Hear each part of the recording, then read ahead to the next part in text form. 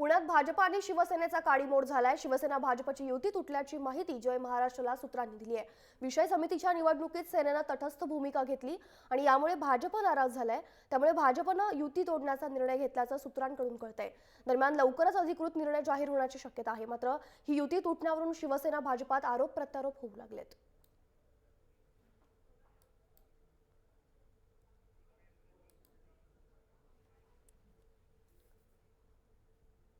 या संदर्भात थोड्याच वेळापूर्वी मेधा कुलकर्णी आणि विनायक मेनन यांनी आमच्यासोबत फोन लाईनवरून बातचीत केली होती। आपण पाहूयात ते काय म्हणतात। महानगरपालिकेमध्ये जेव्हा आम्ही युतीचा धर्म प्रत्येक वेळी पाळला तेव्हा आमची पण शिवसेनेकडनं अशी अपेक्षा होती की त्यांनी स्वतः पाळला पाहिजे। परंतु प्रत्येक वेळेला त्यांची दोलायमान स्थिती आमच्या लक्षात आली आणि ह्याच्या पाठीमागे कोणती नेमकी कारणं आहेत की जे काही ठरलं असेल त्याप्रमाणे ते पाठिंबा देत नाहीत। आम्ही मात्र त्यांना मतदान करायचं आणि त्यांनी आम्हाला कमिट्यांमध्ये मतदान करायचं नाही। प्रत्येक वेळेला आमच्या वरिष्ठांनी आमच्या नेत्यांनी त्यांना त्यावेळेला ज्या वेळेला ठराव येणार असतील तेव्हा फोन केले। त्यांचे पदाधिकारी फोन उचलत नाही, सकारात्मक प्रतिसाद देत नाहीत।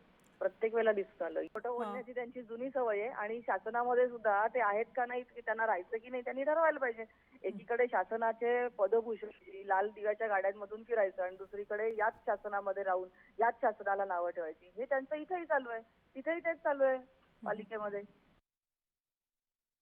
भाजपने खऱ्या अर्थानं आत्मपरीक्षण करायची गरज आहे। जनतेच्या प्रश्नासोबत ज्या ज्या वेळ आली तेव्हा भाजपने राष्ट्रवादी आणि काँग्रेस यांच्या सोबत जाऊन जनतेचे अहिताचे निर्णय महानगरपालिकेमध्ये घेतले।